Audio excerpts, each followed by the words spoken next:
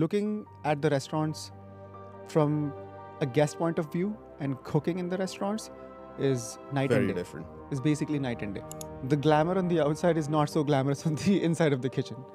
And I actually thought about just quitting and going back and doing something else. I did not have a plan B, so I had to stick to a plan A. I kind of took like an accountability thing where I was like, okay, I'm burnt out, but I also need to take care of myself. I can't just be sulking in my bed and can't be just blaming everything. I just have to like make sure I have to build myself from scratch again. There are some crazy stories that I should probably not talk about because I might get in trouble. My room, and I was cooking like almost everything that I wanted to cook, and I did get caught, and my induction was taken away from me. When I went to the knife store, I saw that knife, and I was basically a kid in a candy store, and I wanted to get that knife, and that knife was expensive. So it's a VG10 high carbon stainless steel. Just getting a little bit technical here. Like just the beating that you would get in kitchen and like working in the industry and chef is yelling at you because What advice would you give someone who has just started in the industry? a friend of mine used to say, and he also had a tattoo that said, just say yes, chef, and do it. Your job is to come in and do the same thing almost day in and day out. The one truth realizing after being in the industry for so long is that In this episode, we have Chef Ayush Maurya with us, who's a CDC at one of the best restaurants in Toronto. He started his culinary journey in a small town called Satna, India. And then finally he moved to Toronto where he graduated from George Brown College. I've known Ayush for the past decade, closely as a friend, and I've worked with him for a few months as well. He has passion for food that reflects on the plate that he puts out for his guests. And to end it all, I would like to say that he's also a great and a humble human being. With that being said, let's start the episode.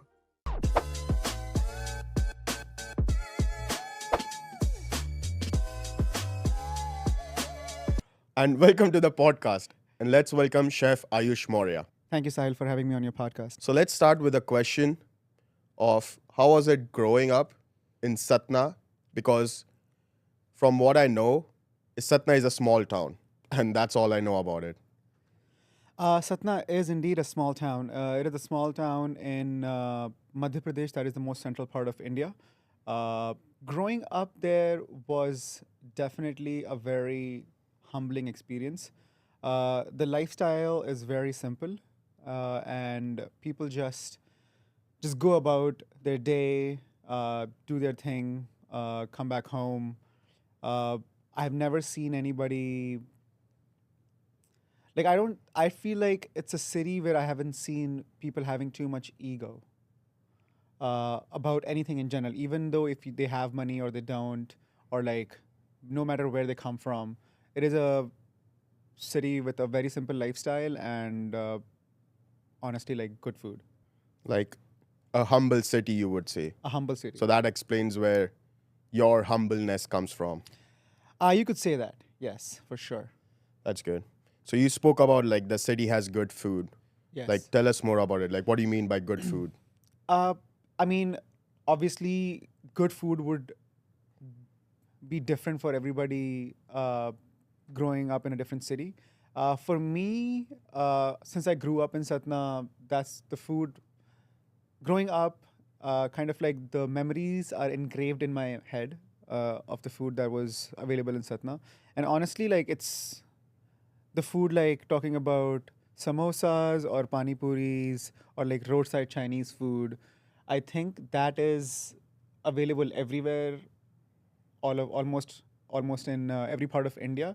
But I feel like the taste varies from state to state, or not even from state to state, but also like from even like from district to districts, or like even like 20 kilometers ahead from my town, the taste is completely different. But growing up, flavors like sweet, savory, spicy, salty, that what we call it as an Indian umami. Uh, that is the memory of basically the food that I have in my mind. And growing up, uh, I used to love eating outside. My favorite time was my mom and dad when we would go out on the weekends on my dad's day off to go out and have food, and that's what I would probably eat on the streets, and I would probably get stomach sick the next day.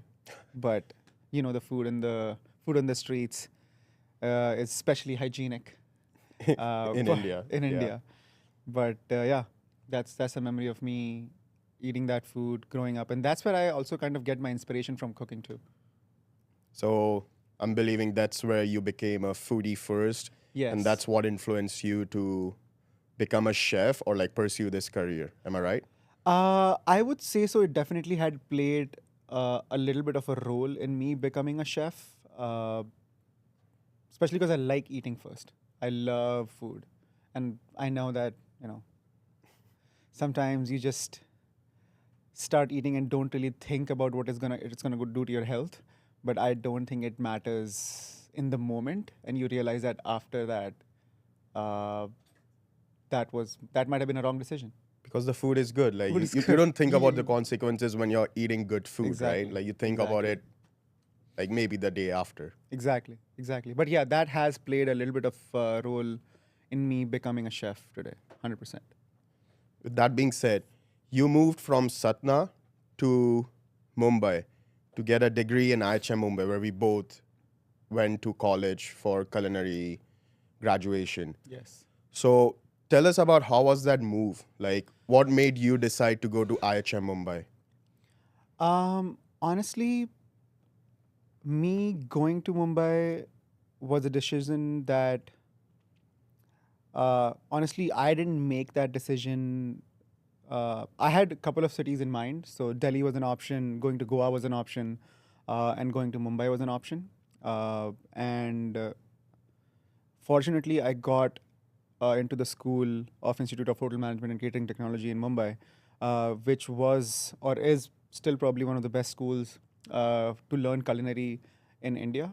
And growing up, my father went to one of the IHMs um, in India.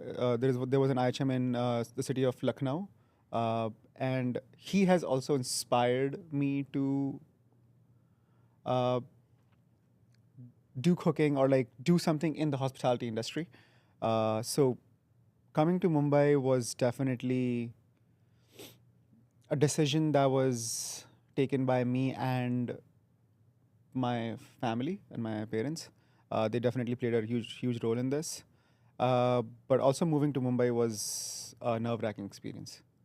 Why do you say that nerve wracking? Like because I grew up in Mumbai. So Yes. for me, I understand the hustle, the bustle, like the whole thing around Mumbai. Like I've grew up in it. So I don't find it any different. But like how is it for you coming from Satna to Mumbai? Like what was the difference? I would say just coming from Satna, and like I said, Satna, it's a small city. Honestly, like almost everybody knows everybody. And coming to Mumbai, knowing that the city never sleeps, the amount of crowd that I saw in the local trains in order for me to get from point A to point B, It's a uh, battle. it's a battle. Like it's tough. I don't know how people do it every day, but I feel like it is a journey itself taking that journey to from place A to place B because there is so much that is happening. Uh, and just like so the sheer amount of people around the population in general, the food was different, the water was different, the weather was different, and people in general were different. So moving to the city was definitely in the beginning it was a little bit nerve wracking because I had never experienced that before. I'm used to of living in a house, not in an apartment. That probably ends in like 10 feet. Uh, and like going outside, being in like open, like in an open area or like, or just like going for a bike ride anywhere. It was so simple and so easily accessible. But living in Mumbai, there is so much traffic. Getting anywhere is a hassle. And the first time when I moved to Mumbai, that was tough. Me adjusting, I actually thought about just quitting and going back and doing something else. Uh, but I did not have a plan B. So I had to stick to a plan A. And that was me being in Mumbai and finishing my culinary degree. Sometimes it's good to not have plan B. Yes, Like for it's sure. clearly worked for you so far. It definitely worked for sure. Yes. So when you were in IHM, you were in a hostel, Hmm. living in the residence, if you say. Yes. How was that? Because when I was in IHM, all I heard were stories of the hostel. Now I want to know some good, crazy stories from you. I mean, host living. So I've lived in hostel before my uh, time in IHM. But living in hostel is definitely fun. It is not the most comfortable to live in the hostels, but like doing whatever you want to do, living however you want to live. Honestly, if you had seen our place back in 2015 when I was living in the hostels, you would probably not want to live in that place because we were never cleaning. Because we were like either in school or just outside, like doing whatever.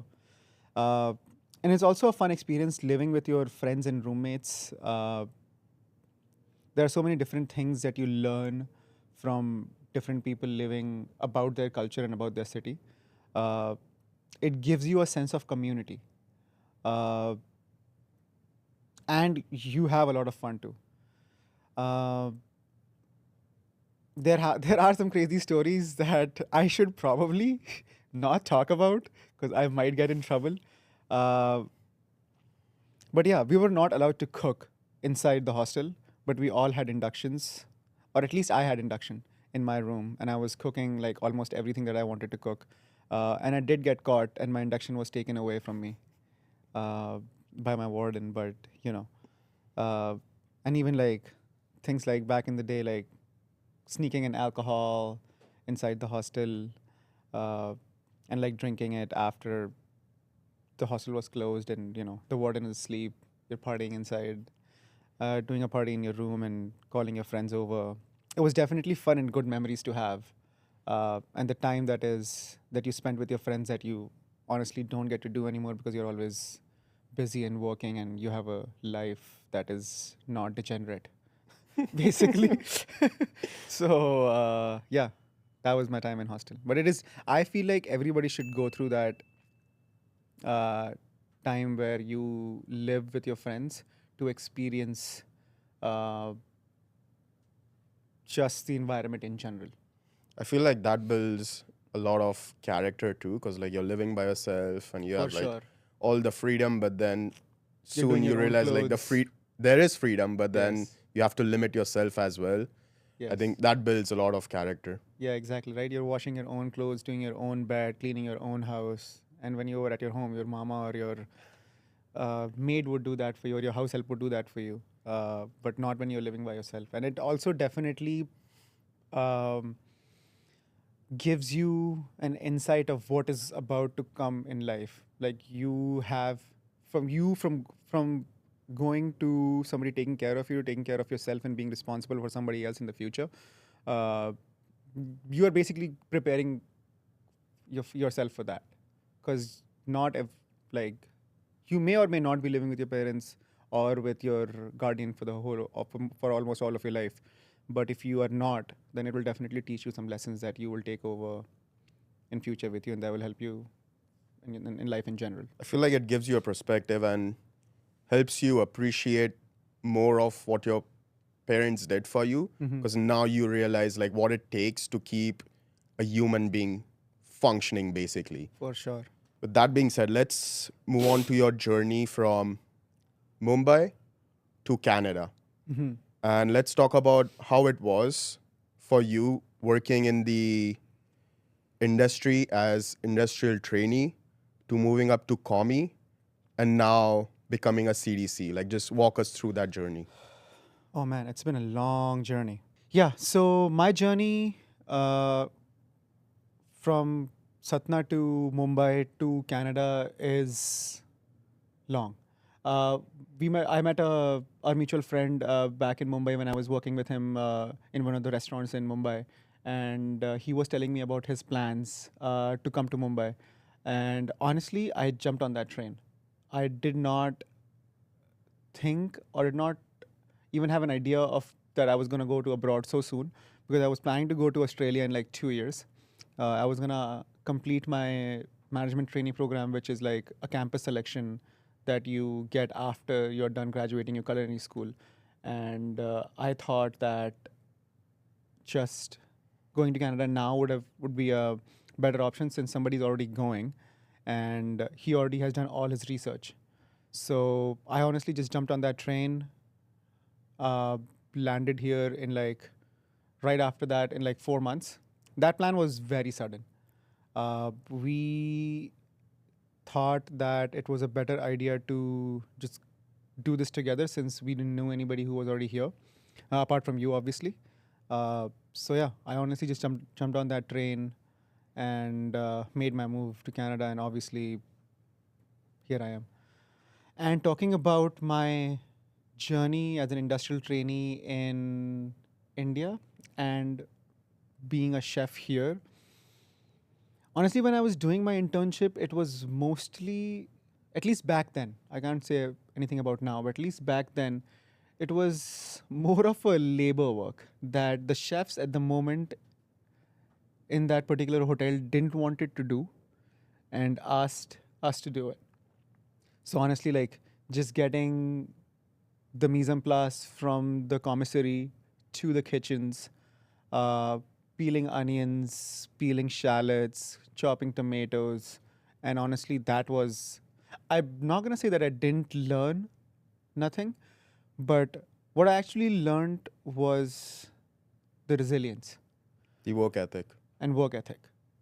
Not the work itself, because honestly, that was not. I'm just being honest that was not what was provided to me. But just the work ethic and the resilience to work in the industry is basically what I learned, because working 14 to 15 hours every day and being an industrial trainee, that was my first gig to do any hospitality job. And after like 2 days, and I thought I was gonna quit because I was literally bleeding from my feet. Uh, because that was literally the first time I was doing it, and I didn't expect it to be that hard. Uh, and I definitely thought about that. That do I want to work in this industry? Uh, but again, like I said before, I don't have any. I did not have any plan B. So plan A was to just graduate and figure out my life after. Since I already have put so much money in and my time, and I wanted to make sure that my parents were happy. As that's how it goes in India. Yeah. So being a chef in India and being a chef here, the major difference that I noticed was actually the culture that you want to build in a restaurant or in a hotel. That totally depends on the chef. I'm not saying the chefs in India did not want to build that culture, but just working in India is so hard that because people have seen so much adversity in their life, and coming from a first world country, like having a job is huge, and having a job that pays you not well, but well enough to support your family, Just to sustain. just to sustain your life. That's why I don't think the culture is able to be developed, especially in hotels. I'm sure if you go to the restaurants, it's different. But coming here and just learning from chefs who want to build a culture in their restaurant where they want to teach the cooks the basics of cutting, chopping, roasting, and like cooking meat, and like just the 101 cooking, in order for them, in the hope of in the hope that they will one day lead their restaurant, uh, was definitely a change for me. Uh, Never seen that in India, but coming here, that was the major difference basically.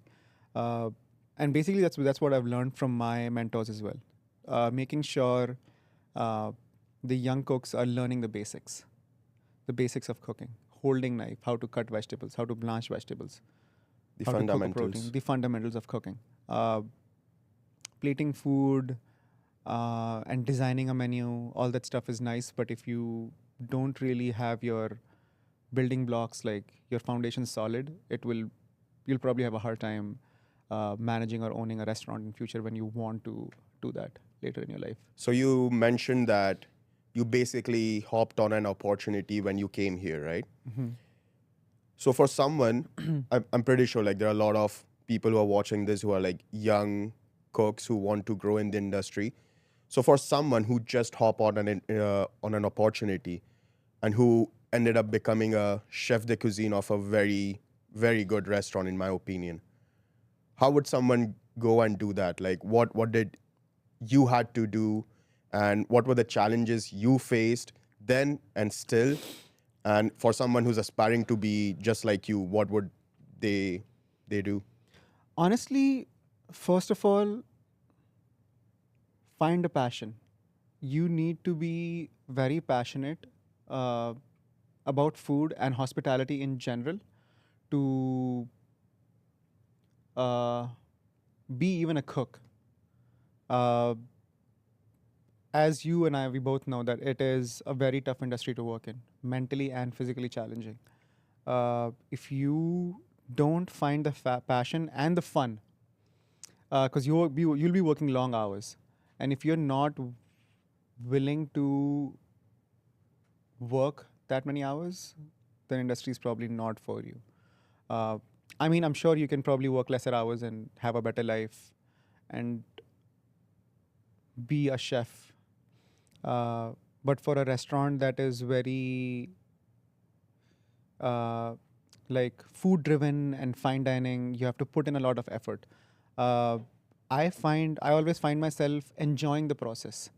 It is very important for the cook to keep their like head down and learn the basics and just trust the process. You need to be finding passion in you in order for you to just like grow in the industry. And honestly, just like learning from different restaurants, jumping into different restaurants and learning as much as you can is the only way to like grow in the industry. That's basically Do you think it's important for a young cook to get into more restaurants earlier in the year 100%. and then settle into one where they like the food, the style, and the mainly, in my opinion, the management is very important, For where they sure. like the management. But do you feel that in the earlier days it's very, very important to just to say like switch jobs just to see more kitchens? I would say not even like earlier in the age, but I would say if you are deciding to be in the culinary field and you want to be a cook, even if you have decided to go to culinary school, I would recommend everybody to work in restaurants. Work in the restaurant for 2 to 4 months or at least a year, not even a year, 2 to 4 months. And if you cannot get a paid job, do it unpaid. Because looking at the restaurants from a guest point of view and cooking in the restaurants is night and Very day. different. Is basically night and day. The glamour on the outside is not so glamorous on the inside of the kitchen. And if you want to be a chef, you should be. I would say that you should technically work in a restaurant before you decide to a culinary school, because what if it changes your perspective of working in the industry? Then you wouldn't waste your time going to a culinary school or the money, and you would probably choose something else. But if you go to the restaurant and work and put in the hours and you think that that is what you want to do, I would recommend do that and then go to the culinary school and then uh, find a job that suits you. And coming to the point where cooks should be changing restaurants earlier in their year, definitely. I think no cook should stay for more than 2 years in a restaurant. Change, because when you're young, you have like so much energy in your body and time. I probably wouldn't say less responsibilities because it's different with everybody, but like doing it on a younger age, you can absorb better. You will be, every restaurant will teach you something different, how to operate, how to cook proteins, or anything in general.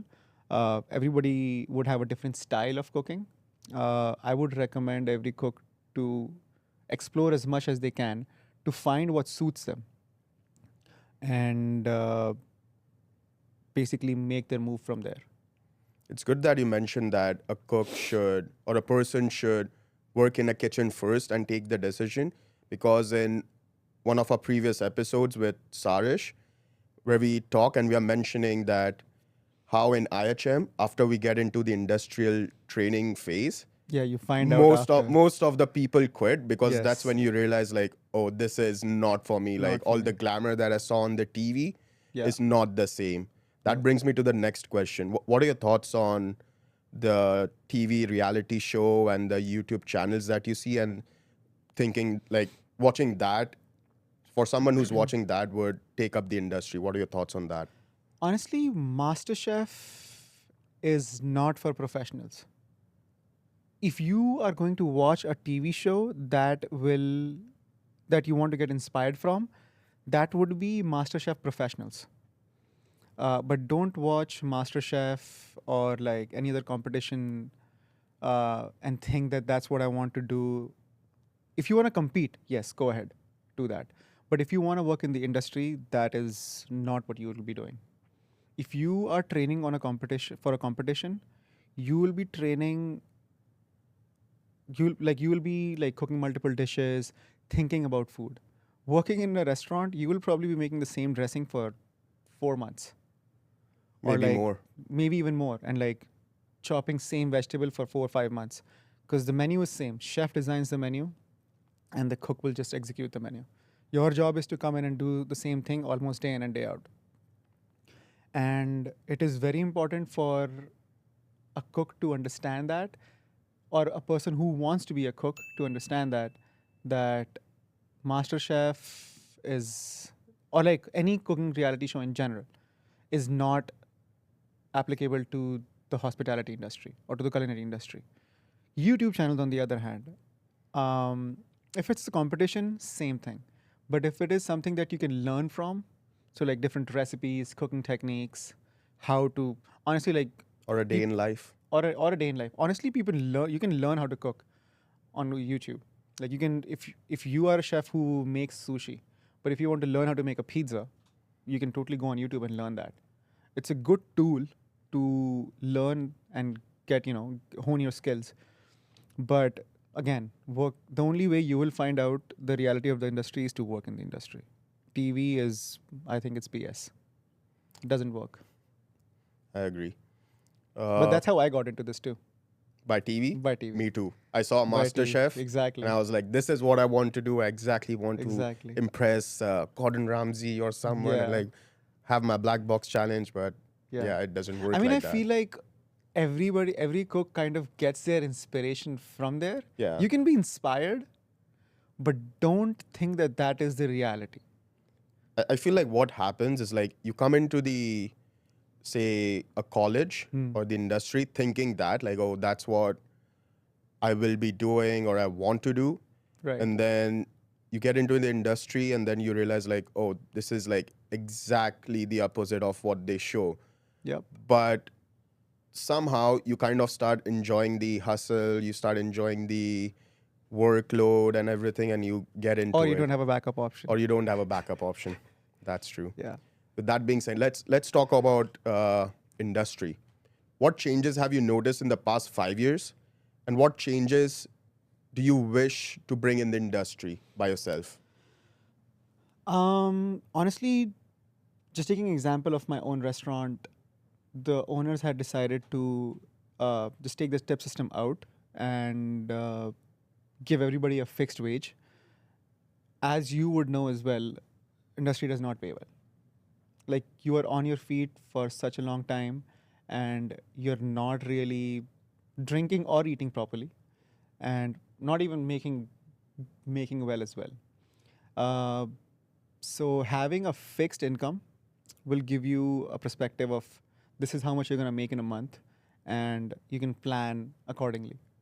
With tips, your income varies every week or every bi-weekly whenever you get your paycheck. So you don't really know that are you going to get the same amount that you got last week or you're going to get paid more. Gives you the stability, and also like when it shows that you're making more on your paycheck instead of getting tips. When you make tips, you don't really show that on your T4. But if you are actually making more money, you will be eligible for better credits, better bank loans, and etc. etc. And also just knowing that I'm gonna get this much by the end of the day is kind of like gives you a safety in your head that at least I'm gonna make that much money. Uh, Me and one more thing that I noticed is a culture change. I think back in the day when I was coming up, working in the kitchens was definitely a little tougher mentally. Physically, it's always tougher.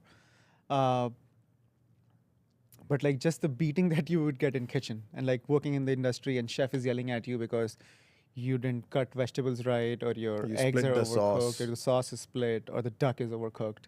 Uh, but like just being nice and being kind to people is what I think uh, the way should be going forward.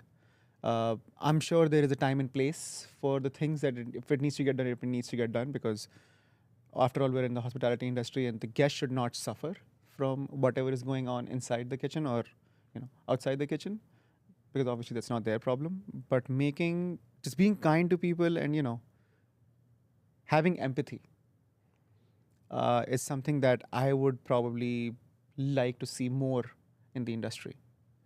I feel like that's also one of the changes I've noticed in the recent past, where like people are or chefs are being more aware of the human side of the cook, where before Exactly. it was just like, okay, I gave you one job to do. Why is it not done? Like I Exactly. gave you like 20 pounds of onions to cut. Why is it not done? And like now they are realizing like more, not that they were not aware, but now it's like more common to see those things around you. 100%.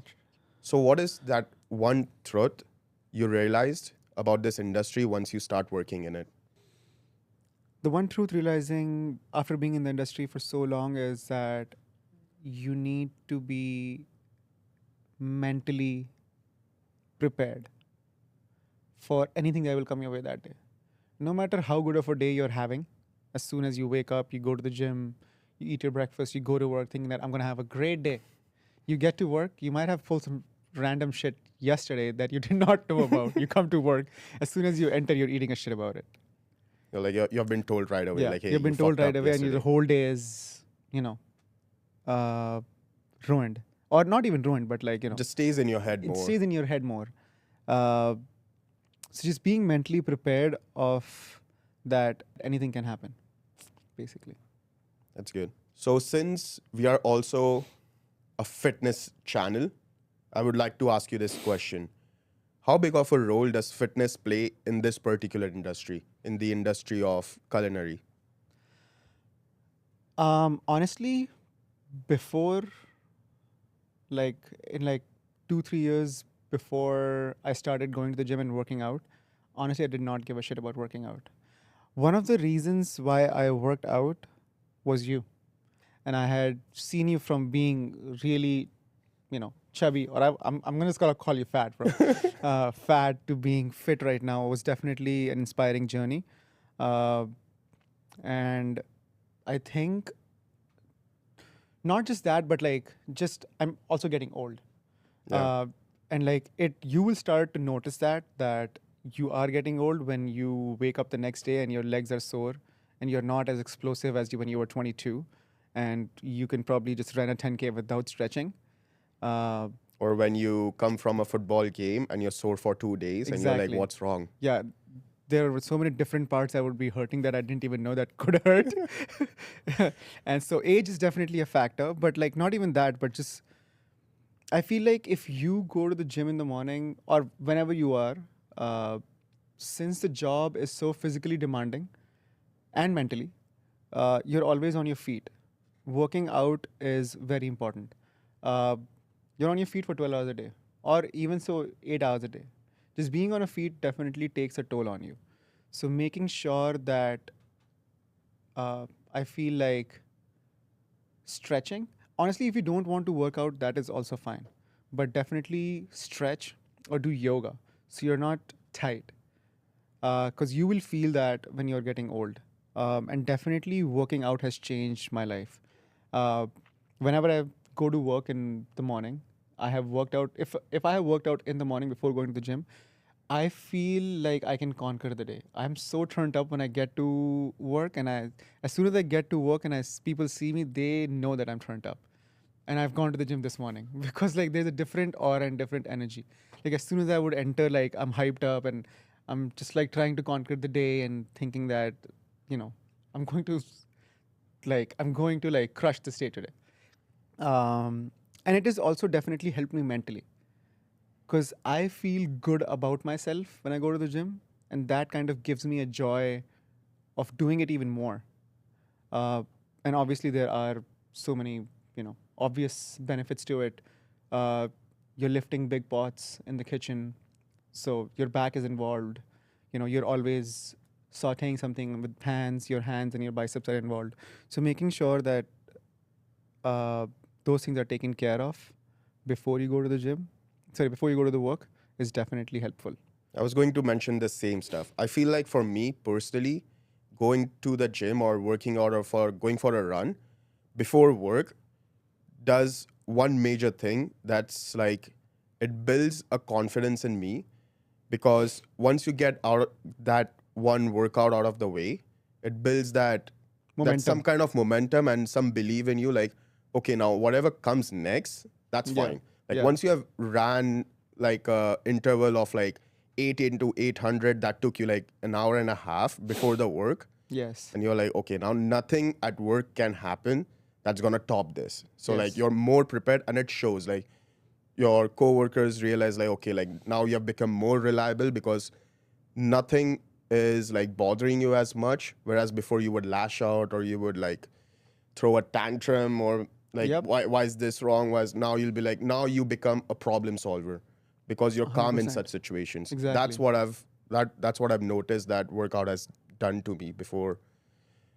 That's like a major change I've noticed before and after I started this fitness journey or whatever. Exactly. Also, one thing that it actually helps out is you go to bed faster True. because you are so tired after working and going to the gym that as soon as you hit the bed, you're out. My wife always asks me this question like, how come you just fall asleep as soon as you're on the bed? I'm like, going to the gym in the morning and just like working for 12 hours on your feet will do that to you. That brings me to the next question. Have you ever faced burnout? And if yes, how have you dealt with it? Yes, definitely. I faced burnout last year. Last year's summer, I've been working in this restaurant for 5 years, and I was doing the same thing day in, day out, and doing it for 12 hours a day, you know, mentally just like draining. I decided to quit my job for the summer. I took a break. I took a break for 2 months and decided to work just on myself. It sounds very like cheesy to say that, but it definitely helped. Oh, that's I great. took 2 months, uh, started running with you. We did, a couple 10Ks, and then started working out. And then that kind of helped me back to build my confidence back up. Uh, Took on a new job as a sous chef somewhere else. Uh, and then just helped my mind uh, regain focus. I think it is very important for somebody who's facing burnout to take a break. It definitely gives you a different perspective of life in that moment when you're burnt out, that you are kind of deciding, should I be doing something else? Or do I go back to this? Or should I just take a break and chill and find something that will help me, get back on the train? Working out, running, and like traveling in general. If you like take a break, just go on a travel. Uh, do something that you're not doing in the kitchen. Don't cook if you're a cook. Or like burnout can happen in any industry. But just do something that you're not doing. Just take a break. Taking a break, relax, regroup yourself. That will kind of help you to get back in that mental state. Because burnouts are pretty common. Doing same thing day in, day out will definitely burn you. Yeah, that's exactly what I did when I was burned out. I basically quit the job that I had. I'm like, I need some time for myself. Did the exact same thing that you did. Started working on myself. went for runs, started working out. I kind of took like an accountability thing where I was like, okay, I'm burnt out, but I also need to take care of myself. I can't just be sulking in my bed and can't be just blaming everything. I just have to like make sure I have to build myself from Yes. scratch again, and then be more capable of working in a kitchen again. Because as you said, it's not just mental, it's also physical. Yes. So in this industry, burnout comes in two ways as well. It all comes together. Okay, so for our next part, let's talk about what's your favorite tool in the kitchen, and let's talk about your knives. Before the episode, you showed us your knife kit. Let's just dissect that knife kit and let's talk about it. Yeah. My favorite tool in the kitchen would be a chef's knife. A chef's knife is basically built to do anything. You can honestly, if you want to, you can honestly cut vegetables to break to do butchery with the chef's knife if you want to. Like it's an all-in-one If knife. it's all in one knife, every cook growing as they're growing in industry should own an 8-inch or a 10-inch classics chef knife. I recommend Wusthof.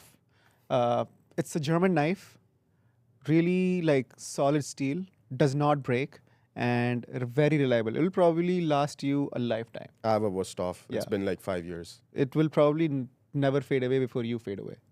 You know what I mean?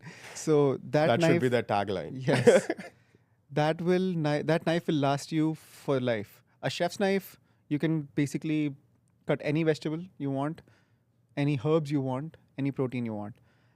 Chef knife is something that I carry with me everywhere where I'm going to cook. And then there is this knife called petty knife.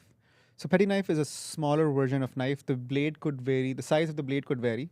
It is a little bigger than a paring knife. A paring knife is basically what we use in the kitchen for like basically anything, cutting small little herbs or something like that. A petty knife is just a little bit bigger than that. So I would say the blade is about and it would vary between 3.5 to 4.5 inches. And that is basically a paring knife in the kitchen. That can be used to like, score mushrooms or like do some carving or even like just cutting herbs or, julienning little watermelon radishes or whatever you want to do. Or cutting tapes. Or cutting tapes. I use scissors for that. I saw Sarish's episode. I use scissors for that. But yes, cutting tapes or honestly like anything in general. It's basically a utility knife. Do whatever you want to do with that. So every cook should have a chef's knife and a utility knife. And then as you grow in the kitchen, and when you become a sauce cook or a saucier or a meat cook, you get a slicer or a sujihiki. So sujihiki is basically a Japanese version of slicer. It has a longer blade and a thinner blade. It can be single bevel or a double bevel. That means the blade can have only one side or it can be sharpened on both sides, depending on what's the purpose of the knife. I prefer having a double bevel knife because it's multi-purpose. And you can use that knife to butcher fish or slice meats or even do butchery. Not everybody, but butchers should have a cleaver. That's basically a bigger version of a nikiri knife that you use to break bones and stuff in the kitchen to like make stocks. One of my favorite tools is also a tweezer. I would say not everybody in the industry uses tweezers. Not for the most part, most of the casual restaurants don't use tweezer in their daily life. If you are working in a fine dining restaurant or a fine dining-esque restaurant, they would use tweezers to like plate food and stuff. And I have kind of like grown up using tweezers in the kitchens that I have worked in. So I always have one on me. I did go to a different restaurant last year to work for 4 or 5 months. And I always had tweezers in my hand, but we never used tweezers, and everybody would just look at me. It's like, you're a tweezer Probably chef. judge you. Yeah, they'll probably just judge me. It's like, why do you even need a tweezer? Everything, just put the tongs and then use the tongs to plate food. A tweezer. I feel like there's time and place for tweezers. There's definitely a time and place for tweezers. It's not for everybody. Yeah. But somebody who enjoys using it should definitely use it. It's definitely for more precision plating. Again, that comes if you are working in a progressive fine dining or a fine dining restaurant. But yeah, that is basically my essentials of my toolkit. And then honestly, on top of that, you can have cake testers, thermometers, different kinds of knife. There's something called nikiri, so it's a smaller version of a cleaver, which is more of squarish shape. That can be used for, like, honestly, like julienning. You'll see that in most of Chinese cooking or like Asian cooking, that they use cleavers for, like julienning stuff or even like cutting noodles. That is basically a general toolkit of a chef. Out of your entourage. And a honing rod. And a honing rod. Honing rod. Honing rod is very important. It's key. If you don't have a honing rod, you're probably ruining your life. Probably, because like you need, even though your knife is sharp, you need the honing rod to make sure the blades are straight. Because every time you use it, you're bending the blade in a very little manner, but it's probably not visible to you. But you'll But it notice is the doing the difference. damage. Yeah, you'll notice a difference as if you use a knife for 2 hours and then hone it and go back to using it, night and day. Provided the knife is sharp already from before, because it's not going to help you sharpen the knife. Yeah, for It'll sure. help you keep the knife straight and like sharpened if it is already sharpened. Agreed. In your whole entourage of knives that you have, which one is your favorite? So I have this Mazakaki. It's a Japanese brand. It's a slicer. It's Damascus steel. So it is. You'll see the engravings in it. Honestly, you don't need to. Nobody needs to buy that knife. It's just for your own ego and just like to show off your knife. Exactly. When I went to the knife store, I saw that knife and I was basically a kid in a candy store and I wanted to get that knife, and that knife was expensive, bro. Like, I would not recommend to buy a knife that is that expensive because you don't need it. You want it, but you don't need it. You can probably buy a $200 or $300 knife that will probably do the same job. But yeah, that is one of my favorite knives. How much was it for? Back in the day when I bought that knife, it was probably for $790, so almost $800. Does your wife know about it? She was the one who actually wanted me to get that knife. Really? She was there in the store with me, and I was like, I really like that knife, and she kind of encouraged me to get that knife. Honestly, I've been in the industry for a while, and I always wanted to get myself an expensive knife because I've seen chefs buying really expensive knife. And then there's this brand called Ninox. That is basically a chef brand.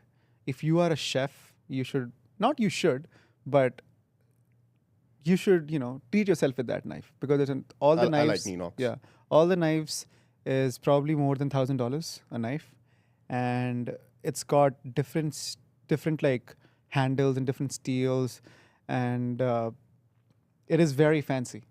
You don't need it, but it is something that if you can afford it, you should definitely treat yourself with that. But yeah, Mazakaki was the Damascus steel knife, is one of my favorite knife, not just because it's expensive, but it looks really nice. It is a Japanese steel, so it's not a stainless steel, so it's a VG10 high carbon stainless steel. So what that happens, so now just getting a little bit technical here, keeping a Japanese knife sharpened for a longer period of time is easier than keeping a German steel knife like Wusthof sharpened. But the best part, the difference between both the steels is if you have a German knife like Wusthof or Henkel's or Global or whatever, it will last you longer because the blade is not that brittle. So if you are trying to cut a bone with a Japanese knife, it will break your knife.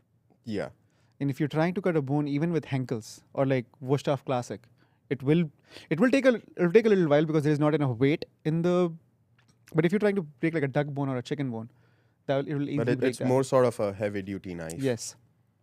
So that's why I tell everybody who is coming up in the kitchen to have a 10 inch or a 8 inch A chef, beater knife. a beater knife. And I would recommend everybody to get either Wusthof or Henkel's. I'm not getting paid for this, but it is a great knife. All good brands. All good brands. All good brands. All good brands. Okay, Even for Gordon the Ramsay is the brand ambassador for Wusthof. Of course, he's getting paid for it. okay, for the last question of the day, what advice would you give someone who has just started in the industry, and what do you look in a cook when you're hiring them? So somebody who is starting in the industry, the major aspect of learning is make sure you choose a right restaurant to learn from, first of all. If you have already established that you want to be a cook, be a sponge. Learn everything from everywhere and from everybody. Because it is very hard for you to learn a different technique when you have already been in this industry and for 6-7 years. So when you're young, keep your head down. A friend of mine used to say, and he also had a tattoo that said, just say yes, chef, and do it. I'm sure you know him as well. And that is something that you should live by. Honestly, just saying yes, chef, and definitely ask questions. Honestly, question everything that you see in the kitchen, not in a way where you are, Being annoyed. calling somebody out, but Yeah. in a way where if you are cooking something at 350 in the oven, why are you cooking at 350, and then why not at 345? Sorry, why not at 300 or 400? You know what I mean? For instance, whenever I toast nuts in the oven, I do it at 300. I think it's a perfect and optimal temperature to do it at 300 because it doesn't burn the nuts. It takes all the fat out of the nuts and like it toasted them gently. That is just an instance. But like that was an example of just asking questions of why things are being done in a particular manner so you know what is the idea behind that.